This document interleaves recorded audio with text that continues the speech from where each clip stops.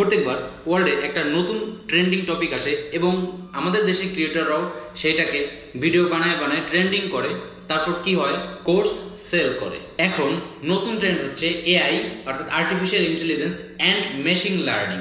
3G আসার পর অর্থাৎ 2012 সাল থেকে 2022 সাল পর্যন্ত এই লাস্ট 10 বছরে কোর্স সেলিং অনলাইন এবং অফলাইন বুম করেছে বাংলাদেশে, কিন্তু ফলাফল শূন্য।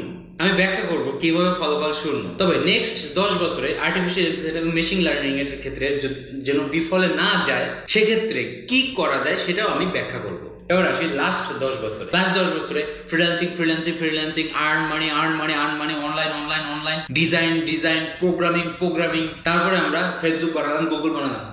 ও না, আমরা তো এগুলো বানাইনি। তাহলে আমরা করেছিটা কি? লাস্ট 10 বছরে 1-2% এরও কম আমার কিছু ফ্রিল্যান্সার তৈরি হয়েছে, তারা টাকাও কামিয়েছে, এবং 30-40% লোকজনই টাকা কামিয়েছে কিন্তু কোর্স সেল করে। তাহলে অবস্থা বুঝতে পারতেছেন যে একটা কোর্স যারা সেল করতেছে তারা বেশি লাভবান হচ্ছে, কিন্তু যারা শিখতেছে তারা কোনো লাভবান হচ্ছে না। টেক রেভলিউশন বলতে আমরা আসলে কি বুঝি? ফ্রিল্যান্সিং করে অনলাইনে টাকা কামানো, নাকি টেকের মাধ্যমে আমাদের দেশে যে সকল সমস্যা আছে সেগুলো আমাদের দেশীয় লোকজন এই টেকনোলজি ব্যবহার করে সমাধান করবে? এটাই তো টেক রেভলিউশন হওয়া উচিত। আমরা লাস্ট 10 বছরে কি এমন করেছি যাতে আমাদের জীবন মান একটু হলেও চেঞ্জ হয়েছে? আমাদের যে 3টা বড় জিনিস আমরা পেয়েছি, যদিও একটা হচ্ছে 10 মিনিট স্কুল, তারপর হচ্ছে বিকাশ এবং হচ্ছে পাঠাও। কিন্তু এই 3টেই কি এনাফ ছিল আমাদের এই লাস্ট 10 বছর টেক রেভলিউশনের ক্ষেত্রে? নো। তাহলে কেন হয়নি? আমি 3টা প্রবলেমের কথা বলবো। 1 নম্বর হচ্ছে যারা কোর্স করে তাদের উদ্দেশ্য টাকা কামানো, প্রবলেম সলভ করা না। 2 নম্বর যারা কোর্স করায় তাদের উদ্দেশ্য টাকা কামানো, কিন্তু এই কোর্সের মাধ্যমে স্টুডেন্টদের কিছু শেখানো না। 3 নম্বর টেক সম্পর্কে আমাদের দেশের যেসব ইয়ং ছেলেপেলে আছে এদের ন্যূনতম ধারণা নাই যে এই টেকটা কিভাবে কাজ করে, বা এই যে বেসিক আন্ডারস্ট্যান্ডিং এটা নাই। এই দায় কার? এই দায় যারা কোর্স সেল করে তাদেরও এবং আমাদের দেশের এডুকেশন সিস্টেমেরও। তো বেসিক আন্ডারস্ট্যান্ডিং এর যে কত ঘাটতি, আমি সেদিনকার রিলস দেখতে একটা ভিডিও আসলে আমার সামনে, সেখানে আমি দেখতেছি যে একজন বাইকার সে দেখাচ্ছে যে তার পাশে একটা বাইক ক্রস করে যাচ্ছে এবং তার বাসের স্পিড কত হবে এইটা দেখানোর জন্য সে তার স্পিড বাড়ায় তার বাসের লেভেলে চালানোর চেষ্টা করলো। এখন সেখানে বললো যে বাস তাহলে 100 বা 110-এ চলতেছে এবং সামনে আবার স্পিড লিমিটও 80 ছিল, এটাও সে দেখানোর চেষ্টা করছে। আমি অবাক হয়ে গেছি যখন আমি কমেন্ট সেকশনে গেছি, প্রায় 1K প্লাস কমেন্ট ছিল এবং তারা বলতেছে যে ভাই এই দুইটার স্পিড এক না, বাসের স্পিড কমই আছে, কারণ বাসের টায়ার বড়, তারপরে বাসে এই সমস্যা। কিন্তু আপনি এরকম করে বলছে যে বাসের স্পিড 80 আছে, আপনি বরং 100-তে যাচ্ছেন। এটা কিভাবে সম্ভব?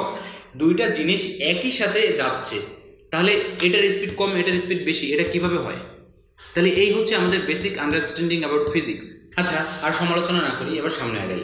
আচ্ছা, নেক্সট 10 বছরে এআই এবং মেশিন লার্নিং হচ্ছে এই পৃথিবী দখল করবে, এবং সবচেয়ে বেশি যে প্রবলেমটা হচ্ছে মানুষ নিয়ে কথা বলে সেটা হচ্ছে আপনার জব খেয়ে দেবে। কিন্তু আপনি যদি একটা বেসিক ইকোনমি আপনি যদি একটু বুঝেন, সেটা হচ্ছে জব আসলে খেয়ে দেওয়া সম্ভব না। কারণ হয়তো একটা নির্দিষ্ট কিছু জব চলে যাবে, কিন্তু আবার নতুন জব তৈরি হবে।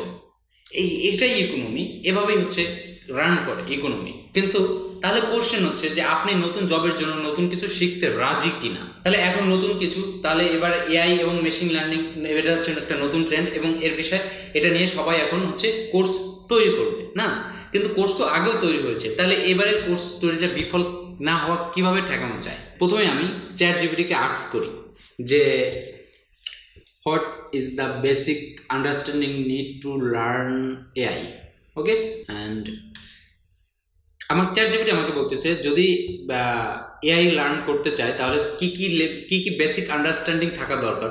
তো সেখানে হচ্ছে ম্যাথমেটিক্সের আন্ডারস্ট্যান্ডিং থাকা লাগবে, আবার ম্যাথমেটিক্সে করতে লিনিয়ার অলজেব্রা, ক্যালকুলাস, প্রবাবিলিটি, তারপর প্রোগ্রামিং স্কিল থাকা লাগবে, পাইথন, তারপরে আদার্স ল্যাঙ্গুয়েজ, তারপরে ডাটা স্ট্রাকচার অ্যান্ড অ্যালগরিদমের বিষয়ে আন্ডারস্ট্যান্ডিং থাকা লাগবে, মেশিন লার্নিংয়ের ফান্ডামেন্টালস সম্পর্কে আন্ডারস্ট্যান্ডিং থাকা লাগবে, বেসিক কম্পিউটার সায়েন্স এর আন্ডারস্ট্যান্ডিং থাকা লাগবে, ডাটা অ্যানালাইসিস এবং প্রি প্রসেসিংয়ের বিষয়ে আন্ডারস্ট্যান্ডিং থাকা লাগবে, তারপর হচ্ছে এআই কনসেপ্টের বিষয়ে আন্ডারস্ট্যান্ডিং থাকা লাগবে, তারপরে এআই টুল যে টুলগুলো থাকে আছে ট্রান্সফার ফ্লো, তারপরে কাইরাস, পাইটর্স, এগুলো এই যে সফটওয়্যারগুলো এগুলো চালাতে পারতে হবে।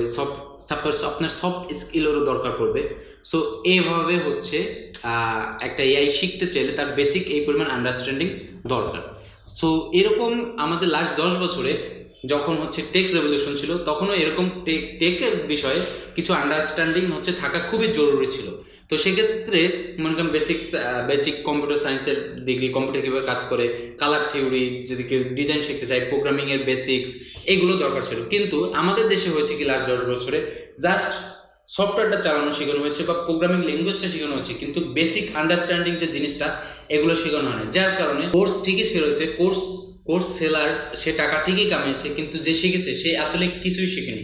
এন্ড অফ দ্য ডে সে জাস্ট একটা অ্যাপ বা একটা প্রোগ্রামিং ল্যাঙ্গুয়েজ কীভাবে রান করে এই জিনিসটাই শিখছে, কিন্তু এইটা দিয়ে যে কী জিনিসটা তৈরি করবে এইটা শেখেনি, কারণ তার এই বেসিক আন্ডারস্ট্যান্ডিংটা ছিল না। আমাদের প্রথম কাজ হবে যে মেশিন এই নেক্সট রেভলিউশনটাতে আমাদের কারিকুলামে যদি কোনো এরকম বেসিক আন্ডারস্ট্যান্ডিংয়ের কোনো কিছু অ্যাড করা যায়, অথবা যারা কোর্স সেল করবে তারা সরাসরি কোর্স সেল না করে আগে এই জিনিসগুলোর ফ্রি ভিডিও ইউটিউবে দিক, অথবা এইগুলোই কোর্স আকারে হচ্ছে সেল করুক, যে if you want to learn AI or machine learning, তাহলে এই জিনিসগুলো আগে এই জিনিসগুলো সম্পর্কে জানতে হবে এবং সেই বিষয়ে হচ্ছে উদ্বুদ্ধ করতে হবে স্টুডেন্টের, যে ওকে এই জিনিস শেখা দরকার। এখন অনেকে কোর্স সেল করতে এসে বলবে যে ওকে আমি তো এটা সেল করতেছি, তুমি এগুলো অন্য কোথাও থেকে শিখেছো, কিন্তু অন্য কোথাও বলতে বাংলায় কোনো কন্টেন্ট নাই। তাহলে একটা মানুষ বাংলায় আপনি একটা কোর্স সেল করতেছেন, কিন্তু সে বেসিক আন্ডারস্ট্যান্ডিংটা শিখে আসবে ইংলিশে, হিন্দিতে, তাহলে বাংলার কোর্সটা এসে আপনারটা দেখবে কেন? বাংলায় যদি কোর্স সেল করতে হয় তাহলে বাংলা বেসিক আন্ডারস্ট্যান্ডিংয়ের ভিডিও, বেসিক আন্ডারস্ট্যান্ডিং কোর্সও থাকতে হবে, নাকি যে কোর্স সেল করে সে জানে না এইসব বিষয়, সে জাস্ট যতটুকু জেনে জাস্ট কোর্স সেল করে হচ্ছে টাকা কামাইতে আসছে, স্ক্যাম করতে আসছে। তারপরে আর একটা জিনিস করা দরকার, সেটা ইউনিভার্সিটি উদ্যোগে হোক বা হচ্ছে পার্সোনাল উদ্যোগে হোক, যে এআই এবং মেশিন লার্নিংয়ের অনেক প্র্যাকটিক্যালিটি থাকবে, অনেক কিছু থাকবে, সেগুলোর কোনো ইউনিভার্সিটিতে আলাদা ডিপার্টমেন্ট করতে পারে বা আলাদা একটা করতে পারে, অথবা পার্সোনাল উদ্যোগে কোনো হাব করা যেতে পারে, যেখানে একই মাইন্ডেড লোকজন এসে রিসার্চ করবে, কথা বলবে, মিট আপ করবে, এরকম কোনো জিনিসও হচ্ছে করা যেতে পারে। সে বিষয়ে যদি আমি নিজেও পার্সোনালি ভাবছি যে এরকম কিছু করা যায় কিনা, সো দেখা যাক ইন ফিউচার কত দূর করতে পারি। আর একটা ইম্পর্টেন্ট কথা, সেটা হচ্ছে মেশিন লার্নিং বা আর্টিফিশিয়াল ইন্টেলিজেন্সের সবথেকে ইম্পর্টেন্ট জিনিস হচ্ছে ডাটা। এবং কিন্তু আমাদের দেশে কোনো কিছুর উপর কোনো ডাটা নেই বললেই চলে, আর যদি কিছু থাকে সেটা করাপ্টেড বেশি। কিন্তু একটা করাপ্টেড ডাটা দিয়ে একটা মেশিন লার্নিং বা একটা এআই দাঁড় করানো যায় না। তো সেক্ষেত্রে মেশিন লার্নিং বা এইসব ইন্ডাস্ট্রির কিছু লোকজন হচ্ছে ডাটা কালেকশনও করতে পারে, সেই ডাটাটা সে তার নিজের কাজে বা নিজের রিসার্চে ব্যবহার করতে পারে, অথবা সেই ডাটা অন্য কারোর কাছে সেলও করতে পারে। বাট ডেটা খুবই ইম্পর্টেন্ট, আমাদের এখন অনেক বেশি ডেটা কালেকশন করতে হবে। যদি আমরা এই এআই এবং মেশিন লার্নিং রেভলিউশনারি চেঞ্জেস চাই, তাহলে আমাদের প্রচুর পরিমাণে অথেন্টিক ডাটা দরকার, যেগুলো নিয়ে আমাদের ফিউচারে আমরা কাজ করতে পারবো। এবং এআই ইজ দ্য ফিউচার, এটা আমরা কেউ ইগনোর করতে পারবো না। এখন আপনি এই এআই এর সাথে যাবেন নাকি এআই আপনাকে রেখে চলে যাবে, সেটা আপনার ইচ্ছা, but AI is the future.